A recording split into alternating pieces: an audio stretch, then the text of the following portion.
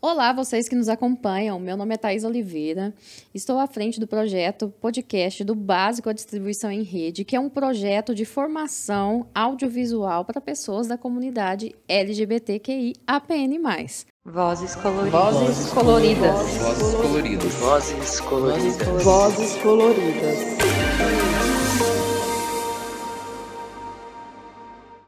Bom, já disse que meu nome é Thaís Oliveira, mas também gostaria de fazer aqui minha autodescrição para quem nos acompanha apenas por áudio. Eu sou uma morena, parda, estou com o cabelo preso, uso óculos, estou vestindo nesse momento uma roupa azul, né, com alguns detalhes dourados.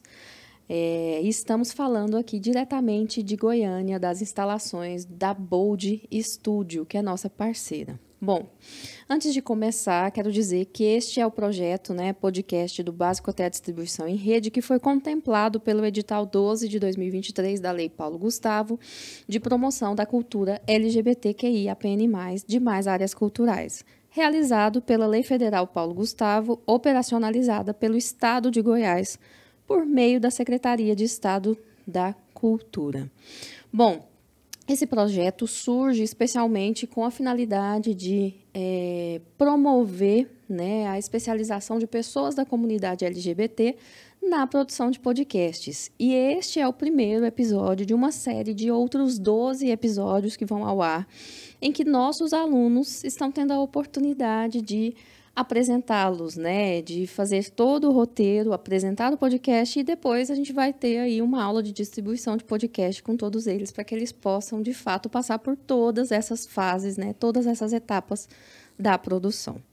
Bom, e hoje nosso tema de abertura aqui do nosso primeiro episódio é empregabilidade LGBT. E eu tenho alguns convidados, convidados aqui de Goiânia e convidados em parceria com o Digo Festival, que é o Festival da Diversidade Sexual e de Gênero do Estado de Goiás, o primeiro do Centro-Oeste, que é um festival muito importante, com relação a essas temáticas. Então, a gente vai ter apresentações aqui, falas de alguns convidados diretamente deste festival que acontece neste momento em Goiás, tá? E aqui, pessoalmente, nos nossos estúdios, nos estúdios Bold, tenho aqui o Ítalo Torquato, que é aluno do curso de Cinema e Audiovisual da UEG e também profissional de podcasts e videocasts, que vai contar um pouco para a gente sobre esse tema da empregabilidade LGBT a partir das suas vivências. Então, Ítalo, seja bem-vindo. Por favor, se apresente para quem nos acompanha, faça a sua autodescrição e vamos bater um papo aqui hoje. Então, olá a todo mundo que nos assiste. Eu sou o Ítalo, meu corpo é um corpo gordo, cabelos pretos, minha barba também é preta, cheio de tatuagens no corpo. E é isso. É um prazer estar aqui e falar da minha experiência de vida. Então, vamos começar um pouquinho falando sobre suas experiências profissionais, Ítalo. Conta pra gente no que você tem atuado atualmente, quais são os planos para o futuro e quais são as possibilidades para pessoas LGBTI+, como nós, de atuação, para que a gente possa inspirar outras pessoas da comunidade também. Então, Thaís, eu venho do interior, de uma cidade do interior, onde as opções de emprego naturalmente são bem escassas. E aí, se você é LGBT, então, Imagina. Quase não temos. Mas eu trabalhei por 10 anos na produção de eventos da Prefeitura de Palmeiras, um órgão público. Palmeiras, que é uma cidade no interior do estado de fica Goiás, 80 quilômetros aqui de Goiânia. Uhum. Bom, lá eu meio que aprendi a produção na raça mesmo, sem saber muito. Uhum. Então, foram 10 anos nisso. E aí, eu comecei a estudar teatro. E foi onde eu me profissionalizei em produção mesmo. Que aí, eu fui fazer produção. Fui realizar meu sonho de ser ator. E aí, no meio desse processo, eu conheci o cinema. E agora, eu tô aqui no cinema. Eu tenho trabalhado no CriaLab, que é um laboratório, da UEG. Então, eu faço de tudo um pouco lá. Eu faço direção de arte, dirijo alguns programas, roteiro, Enfim, tô aí tentando de tudo, porque talvez, eu acho que isso é uma questão que a gente possa pensar, é que a gente sem ter a necessidade de saber fazer de tudo, porque parece que ainda assim é pouco, parece que a gente, para conseguir chegar em algum lugar, porque ser ator não deu certo, e aí a gente vai atrás de outras coisas, e é sempre uma busca para tentar dar certo em alguma coisa. É muito doido isso, pensar que a gente tem que se matar para chegar em algum lugar, sabe? Você acha que tem um pouco também dessa questão da aceitação, assim, especialmente por conta da sociedade, assim, eu preciso provar o tempo inteiro, né? Eu acho que talvez grande parcela da nossa comunidade tenha passado em grande medida, ou pequena ou grande, de fato, né? Por isso, assim, da aceitação, primeiramente, você se preocupar com uma aceitação que é profissional, né? De você estar ali no seu lugar, eu preciso provar que eu dou conta. Sim. Né? Para então que as pessoas possam me ver com esse olhar de que não, nossa, olha, né? Como se você fosse por ser da comunidade, isso te desabilite ou te ou te deixe de alguma certa de forma inferiorizada a outras pessoas no campo profissional, e o que não deveria, né, ter relação nenhuma. O que você acha disso? Você tem essa sensação de que mesmo com seu currículo muito bom, seu portfólio mostrando muito bem o que você é capaz de fazer, ainda há essa coisa de será que ele entrega mesmo? E aí, o pior disso tudo é que isso vai entrando na gente. E aí, uma hora você começa a duvidar da sua capacidade. Será que eu dou conta mesmo? Você dá. E aí, mas aí você entende que isso vai entrando na mente da gente e que de alguma forma isso vai sendo realimentado? Isso, porque assim, chega uma hora que de tanto você ouvir, você acaba, meu Deus. Eu trabalhei por muitos anos nesse órgão público, e aí a maioria das pessoas lá eram mulheres, mas e tinha alguns homens héteros. E aí eu fico pensando que a gente com eles eram as pessoas que eu mais tinha trabalho, assim, era mais difícil falar assim, olha, gente, é isso, sabe? Eu sei o que eu tô falando. Tinha pessoas que trabalhavam comigo que eu falava, olha, vamos passar por essa rua? Elas não acreditavam na minha fala, elas eram capazes de rodear a cidade inteira para não passar naquela rua. E aí você tem E aí eu sei que se você é mulher, isso é pior ainda. Parece que você vai passando por né, quanto mais a linha do hegemônico você vai passando, mais vai complicando as coisas para quem é LGBT, sabe? Mas é isso. E aí, mesmo que a entrega esteja lá, consegue entregar, é muito complicado isso. Aí eu sei que as pessoas trans, elas sofrem muito mais, né? E aí tem essa coisa de pessoas que é cada vez mais complicado. Sim, eu entendo perfeitamente. Assim. E sobre isso, você trouxe para as pessoas trans, de fato, né, muito difícil, né? Porque o corpo delas chega antes, né, de qualquer informação. Sim. E é como se isso, infelizmente, nas empresas, né, criasse alguma espécie de artefato, até, né, para a gente pensar assim.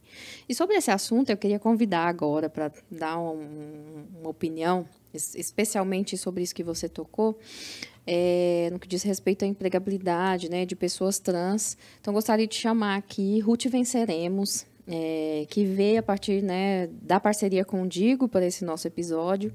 Ela é uma produtora cultural, educadora, ativista e política brasileira, formada em pedagogia pela Universidade Federal do Rio Grande do Norte e mestre em educação pela Universidade Estadual de Campinas, Unicamp.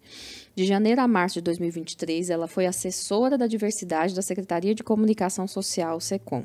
É conhecida no Brasil pela sua militância tanto no MST, Movimento dos Trabalhadores Rurais Sem Terra, quanto no coletivo LGBT Distrito Drag, do qual é uma das fundadoras e diretora. E também atua, né, na luta antirracista. Ruth foi condecorada pelo seu ativismo político com o Prêmio de Direitos Humanos do Governo do Distrito Federal em 2019. Então, Ítalo, vamos ouvir um pouquinho agora do que a Ruth Venceremos tem a nos dizer. Eu sou Ruth Venceremos, sou uma artista drag queen, sou pedagoga, militante do MST, sou primeira suplente de deputada federal pelo DF e também sou diretora do Distrito Drag, que é uma entidade LGBTQIA+, de Brasília, que uma das suas principais missões é exatamente fomentar a arte e a cultura LGBTQIA+, né, fortalecer então a nossa comunidade. A questão da empregabilidade ainda é um grande desafio para a nossa comunidade LGBT, sobretudo porque no mercado de trabalho as pessoas LGBTQIA+, ainda sofrem bastante preconceito e discriminação em razão da sua orientação sexual, em razão da sua identidade de gênero, e sem falar daquela parcela da nossa comunidade que nem no mercado de trabalho chega, né? E aí, se a gente for pensar, tem um perfil dessa parcela significativa de pessoas LGBTQIA+, que não chega muitas vezes no mercado de trabalho. E a questão racial é uma questão que está posta como uma dessas questões, né? Como pessoa negra que sou, né? Eu sei das dificuldades que a gente enfrenta no que se refere a gente ter trabalho e trabalho com dignidade. Então a gente precisa seguir avançando. Eu acho que existe uma série de iniciativas na sociedade civil para a gente superar essa questão do desemprego das LGBTQIA+, assim como também a gente tem aí um grande aliado da nossa luta, que é o próprio governo federal, com a sua Secretaria Nacional dos Direitos das Pessoas LGBTQIA+, que tem lançado uma série de programas e uma série de políticas públicas, inclusive no âmbito da empregabilidade, para que a gente possa, de fato, existir nessa sociedade, mas existir com direitos. E um dos direitos fundamentais, sem dúvida, é a questão do trabalho. Eu acho que uma das grandes funções e tarefas, eu diria até que uma tarefa histórica nossa enquanto comunidade, enquanto sociedade civil, é a gente se organizar, é a gente se mobilizar, porque a gente já percebeu que nós somos uma força política importante na sociedade brasileira. Vide as paradas do orgulho LGBTQIA+, que leva milhares e milhares de pessoas. Então, essa demonstração dessa força política é o que vai fazer com que a realidade do preconceito e da discriminação na nossa sociedade ela possa ser superada, para que a gente possa, né, nos mobilizar junto aos governos, e nesse caso, a gente inclusive pressionar o próprio governo no sentido de pensar políticas públicas voltadas para a nossa comunidade. Então eu acho que se cada LGBT entender o potencial da força que nós temos e nos organizarmos em coletivos, em grupos, para que a gente possa acolher muitos daqueles que estão, por exemplo, dentro do armário ou que estão saindo dos armários, para que a gente possa também acolher muitos daqueles e aquelas que não têm onde morar. Se a gente entender de que nós temos esse potencial mobilizador, a gente pode transformar o mundo. Ser nós mesmos, ser quem somos, é uma tarefa muito difícil. Mas mais difícil ainda é viver toda uma vida sem se reconhecer e sem ter consciência de quem nós somos. O armário, ele nunca foi uma opção para a nossa comunidade. Ao contrário, o armário sempre foi a prisão. Então, para você, jovem, adolescente, que está nessa fase, né, de se descobrir e se colocar no mundo, o que eu tenho para dizer é o seguinte: seja você mesmo. Mesmo diante das dificuldades que a gente enfrenta na sociedade, o grande prazer que nós temos é poder viver uma vida plena, sendo o que nós somos, gozando da vida e dos direitos que a vida nos cabe. Como já dizia o poeta, o amor é o mais importante, o sexo um acidente. Ele pode ser igual ou pode ser diferente. Então que a gente possa viver a nossa vida plenamente, sem medo de ser quem se é. Estamos de volta. Ruth Venceremos, muito obrigada pelo seu depoimento aqui no nosso episódio de podcast. Muito interessante a sua contribuição e que a gente possa sempre pensar, né, e nos movimentar com relação a isso, né, Ítalo? Sim, é importante pensar nesses corpos que estão aí na luta também. E aí eu queria, enfim, eu acho que a gente pode entender como que a gente pode pensar nessa forma de empregabilidade para nossa comunidade. Como isso pode ser feito também, né? Porque é muito fácil falar que a gente precisa, né, que as pessoas trans precisam de emprego, que, né, a comunidade precisa ser empregada também, mas e como? Sobre isso, Ítalo, interessantíssima essa colocação, porque nós também tivemos um outro convidado, né, o Ricardo Gomes. Ele é presidente da Câmara de Comércio e Turismo LGBT do Brasil, que é a Câmara LGBT. Ele é formado em comunicação e pós-graduado pela Universidade de Londrina, tem uma trajetória de 20 anos na área de eventos, professor em diversos cursos, e nos últimos 7 anos ele tem se dedicado ao fomento do turismo LGBT e dos negócios da comunidade LGBT no Brasil, né? E que é uma das áreas que ele também atua como palestrante. Então, para conversar um pouco com a gente aqui hoje, né, e falar sobre o que a Câmara LGBT tem feito, né, quais são as ações que, enquanto representatividade, né, eles têm tomado com relação às empresas aqui no Brasil, o que eles têm feito para conscientizar, então, as empresas da importância da contratação de pessoas LGBTs. Vamos ouvi-lo? Olá, um salve para toda a audiência. Eu sou o Ricardo Gomes, estou presidente da Câmara de Comércio e Turismo LGBT do Brasil, uma entidade que tem sede em São Paulo, porém é uma entidade nacional que trabalha com algumas frentes. São elas: o turismo LGBT, ou seja, nós trabalhamos no fomento do turismo LGBT para dentro do Brasil e também para fora do Brasil, entendendo que esse turismo LGBT lá atrás, quando a gente pega 2, 3 décadas e nem conhecido era como turismo LGBT, né? E se fosse conhecido seria como turismo GLS, que era o termo usado na época, mas lá atrás ainda, antes de ser pensado em falar em turismo GLS, o turismo tradicional já se colocava como um grande empregador da comunidade LGBTI+. Talvez pelo fato de que a comunidade LGBT é uma comunidade mais amorosa, é uma comunidade que atende melhor, que tem mais cuidado no trato com as pessoas.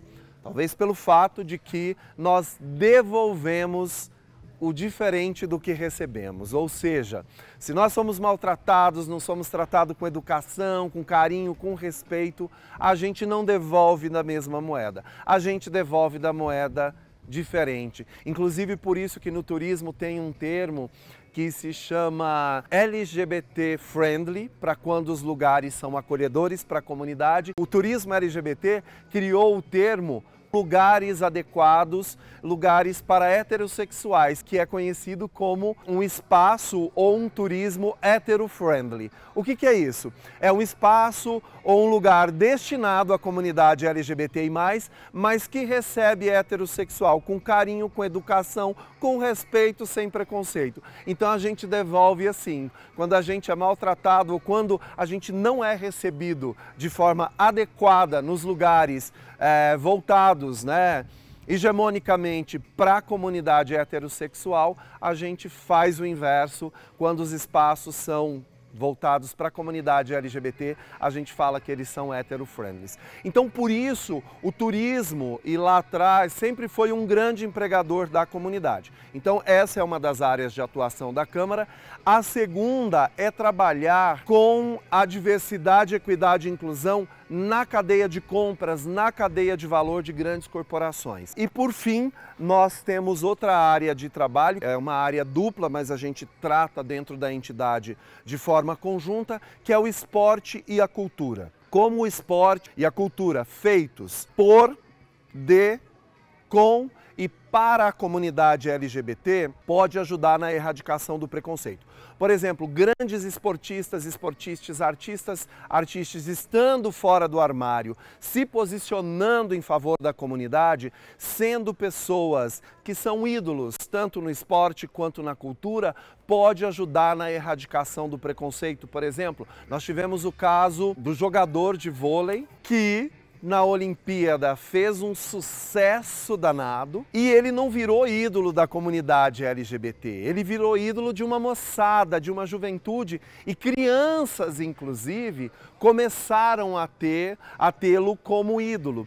Eu mesmo conheço diálogos entre famílias, quando ele foi pedido em casamento, os filhos chegavam para o pai e para a mãe e falavam: olha, o Douglas foi pedido em casamento por outro homem. E aí as famílias precisaram trazer isso à tona, precisaram conversar, porque ele já tinha virado o ídolo dessa moçada. E aí esse assunto vindo à tona ajuda e muito no ambiente familiar para a erradicação do preconceito. Porque mesmo que os pais sejam altamente preconceituosos, as crianças vão pressionar. Então isso é de suma importância.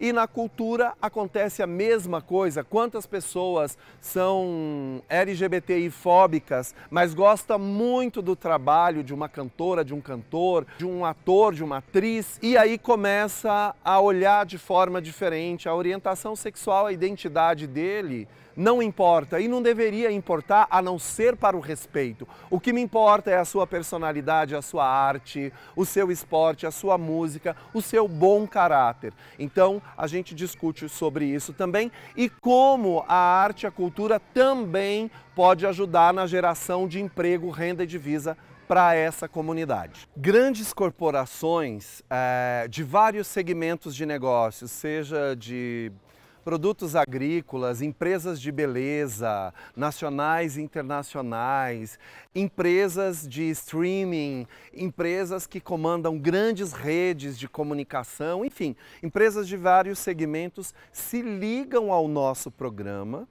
e aí começam a fazer negócios prioritários com os fornecedores cadastrados. E aí os fornecedores, obviamente, a empresa tem que ser majoritariamente comandada por pessoa da comunidade, mas o comprador não, até porque os compradores são as maiores empresas desse país.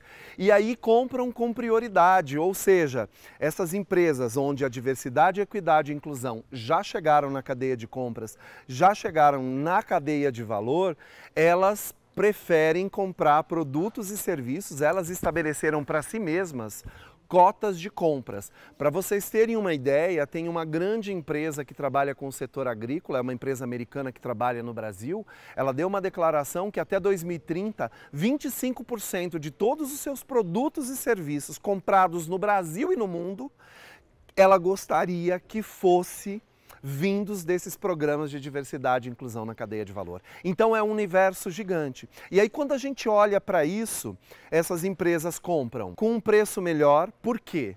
Porque o pequeno, se for concorrer com o grande, ele vai perder, porque ele não compra em quantidade. Então essa empresa muitas vezes paga mais caro pelo produto desse pequeno, porque por motivos óbvios, né? Ele não tem condição de ter o mesmo preço de um grande concorrente dele. Pagam com menos prazo, porque esse pequeno não tem condição de receber de 30, 60 e 90. Então a empresa tem uma forma de pagamento melhor para esses programas de diversidade e inclusão na cadeia de valor e ainda ajuda esse pequeno a aprender a atender uma grande corporação. Então a grande transformação dos negócios da comunidade LGBTI+ no Brasil certamente passa por um programa como esse e as empresas contratam todos os tipos de produtos e serviços que vocês podem pensar. Empresas têm escritório, elas precisam de comprar material de escritório. Então uma empresa que vende produtos assim pode ser um cliente. Empresas que vendem serviços de catering, de limpeza, de segurança, manutenção de ar-condicionado, engenharia, arquitetura, o pessoal que trabalha com artes, drags são apresentadoras, por exemplo, dos eventos internos dessas empresas, ou seja, um universo sem fim. Qualquer empresa que tenha um produto ou um serviço a oferecer, elas podem estar neste programa, desde que tenham CNPJ ativos. Infelizmente não pode ser para pessoas físicas, tem que ser pessoas jurídicas, mas pode começar com um MEI, que um MEI todo mundo pode ter. E por que que eu falei da importância disso para a empregabilidade? Uma vez que na nossa comunidade, percentualmente, nós termos muito mais empreendedores do que na população heterossexual, quando a gente faz os negócios dessas empresas, majoritariamente comandadas pela nossa comunidade, a gente está gerando emprego indiretamente, porque ela não está numa vaga formal do trabalho, mas ela é seu próprio empregador. E vamos gerando um ciclo maravilhoso e virtuoso, porque essas empresas também começam a contratar pessoas da comunidade e indiretamente a gente também gera empregos diretos a partir deste programa que é focado diretamente para empresários. Esse programa da Câmara, ele já quebrou alguns paradigmas. Então nós temos, por exemplo, empresas como o Sebrae, que trabalha no fomento do pequeno e microempresário. No entanto, num programa no Sebrae, por exemplo, no Rio de Janeiro, nós conseguimos que o Sebrae abrisse 50 vagas para atender quem gostaria de empreender. Então foi a primeira vez na história do Sebrae, olhando para o nosso programa, olhando as necessidades da nossa comunidade, então vamos ajudar as pessoas a abrirem empresas. Fora isso também, a própria Câmara, apesar de estar em São Paulo, também é um caminho para se conversar, para tirar dúvidas e informações, mas assim, tenham coragem e não vão começar uma empresa pelo carpete, tá, minha gente? A gente começa pelo básico mesmo. Para você fazer negócios, você vai precisar de uma empresa, porque muita empresa não compra nenhuma agulha se não tiver nota fiscal. Então, o primeiro caminho é abrir MEI. Né, que é o microempreendedor individual, que você não precisa de sócio, você não precisa da validação de ninguém, você é senhor, senhora ou senhora do próprio negócio e você paga uma taxa mensal. Lógico, tem um limite de faturamento que não é muito alto, mas você paga aquele carnezinho todo mês que é o imposto. Então você já se credencia a dar nota fiscal, a começar o seu negócio de forma correta, ainda que pequeno, ainda que enxuto, não precisando de sede, não precisando de grandes recursos por mês. Você vai ter aquela taxinha que todo mundo consegue pagar e é fixa, independente de quanto você fature. Mas tenham coragem, se você não se enquadrou no mercado formal de trabalho, ou se você tem desejo de empreendedor, ou já esteve lá, até se deu bem no mercado formal, mas chegou uma hora que você diz, eu quero empreender, eu tenho um produto, eu tenho um serviço, eu tenho uma ideia, faça, mas faça direito. Procure o Sebrae, procura a Secretaria de Desenvolvimento Econômico da cidade, do município.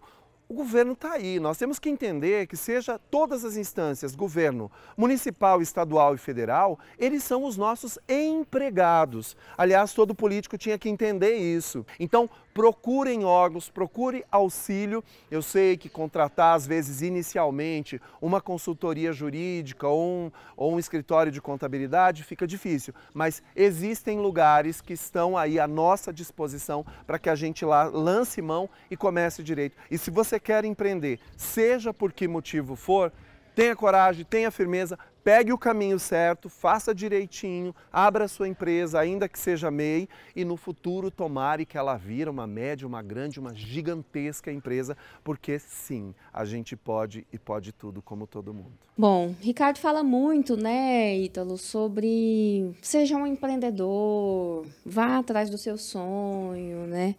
O que você diria para pessoas como nós, da comunidade, né, que às vezes tem um sonho, mas que tem medo? Eu acho que medo é um nome que está muito próximo da nossa comunidade, né? Não só pelo... Existem vários medos, né? O medo de aceitarem quem nós somos, o medo de ser quem se é, medo disso, medo daquilo, do que as pessoas vão pensar. Se vai dar certo. Se vai dar certo. Então, para as pessoas que têm medo de seguir com um sonho, né? E com um sonho que pode ser até empreendedor, né? Na comunidade LGBT nós temos muitos artistas, por exemplo, Sim. né? O que você diria para essas pessoas, assim, aqueles que têm medo? Olha, eu acho que é extremamente importante que a gente busque autonomia, sabe? Sim. Sobretudo, porque é maravilhoso a gente falar das empresas, eu acredito muito que isso vai melhorar, mas a gente precisa também tentar fazer o nosso corre, porque no final das contas a gente tem a gente mesmo, sabe? E eu acho que é isso. Às vezes falta um pouco de coragem da gente olhar pra gente e falar, gente, eu consigo fazer isso, eu consigo sozinho também, sabe? Eu vou abrir meu negócio, vou dar minha cara a tapa. E é isso, sabe? Não deu certo? Pego minha bike e vou para outro lugar e tento lá. Mas é isso, porque não dá para eu esperar que alguém me dê um emprego. Enfim, eu sei que é difícil, precisa de ter dinheiro, enfim.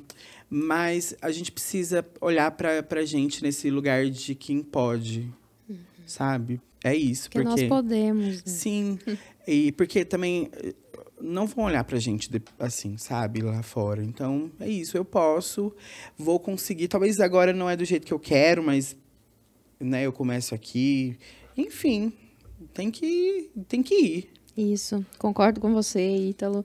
E Paulo Vespúcio, ator de cinema, né, conhecidíssimo por quantas, né, e tantas participações em filmes, também nos deu um breve depoimento durante a participação dele aqui no Digo Festival, né? Paulo Vespúcio, né, ator, que aos 15 anos, olha só que interessante, ele veio morar em Goiânia para estudar e jogar vôlei no Jockey Clube de Goiás e na seleção.